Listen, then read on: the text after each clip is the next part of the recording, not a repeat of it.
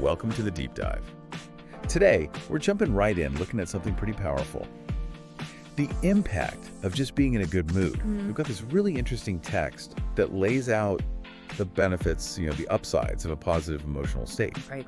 And our mission today is, well, to dig into that and see how fostering a good mood can actually practically help in everyday life. Exactly.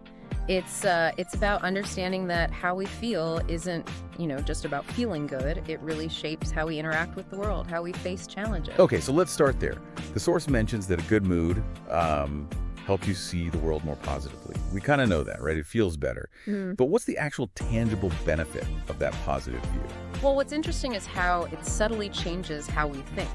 When you're feeling positive, you tend to engage in what some call broaden and build thinking. Gain and build. Yeah, you sort of see more options, you're more open to new stuff, you spot connections you might otherwise just miss. It's not like you ignore problems. Right. But you approach them feeling like there are more potential solutions out there. That's a really good point. So instead of getting bogged down by what's wrong, your mind is kind of primed to look for what could go right. Precisely. The source also brings up stress reduction.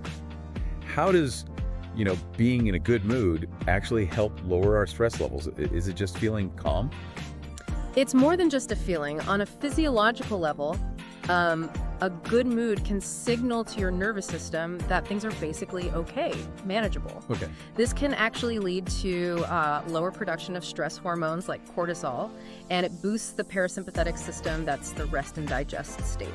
So it's a real biological shift that helps your body stay more well-balanced. Wow, okay. So it's a whole body thing, not just in your head. Definitely. Now, another point in the text. A good mood improves the ability to solve problems effectively. How does that work? We all felt that brain fog when we're down. Yeah, and it links back to that broaden idea we talked about. When you're not fighting off negative feelings, your working memory just functions better. You have more mental energy, more, let's say, bandwidth available to actually analyze things, weigh options, think creatively. A positive mood enhances cognitive flexibility. Cognitive flexibility. Yeah, like being able to switch perspectives more easily, not getting stuck in one way of thinking. So a good mood is almost like a performance enhancer for your brain.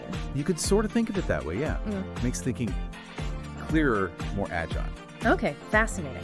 And the last key point the source makes is about resilience. That a good mood helps us cope with disappointments, bounce back quicker, find solutions instead of just dwelling. How does positivity act like emotional armor? Well, a big part of resilience is managing your emotional reaction when things go wrong, right? A good mood acts like a buffer. It helps stop you from getting stuck just, replaying the negative stuff over and over in your head. Right, that cycle. Exactly. It supports optimism, a feeling that you can handle things, that self-efficacy. So you can learn from the difficult bit and then move on, focused on solutions, rather than just being kind of flattened by the disappointment itself. Okay, so putting it all together, this deep dive really shows how interconnected everything is. A good mood isn't trivial. It sparks a more positive outlook, Reduces stress, improves thinking. and builds resilience. Yeah, resilience against life's, inevitable bumps in the road. Precisely. And it can even create a sort of positive feedback loop, can it? Yeah. You feel good, you handle things better, which makes you feel better. That makes sense. It feeds itself. This has been honestly really insightful. Taking something seemingly simple like being in a good mood and seeing the layers underneath. It's often the simple things that have profound effects. So maybe a final thought for everyone listening. What if you consciously tried to nurture even just a slightly better mood each day? How might that little shift start to change the way you face challenges or even how you see opportunities? It's definitely something to consider.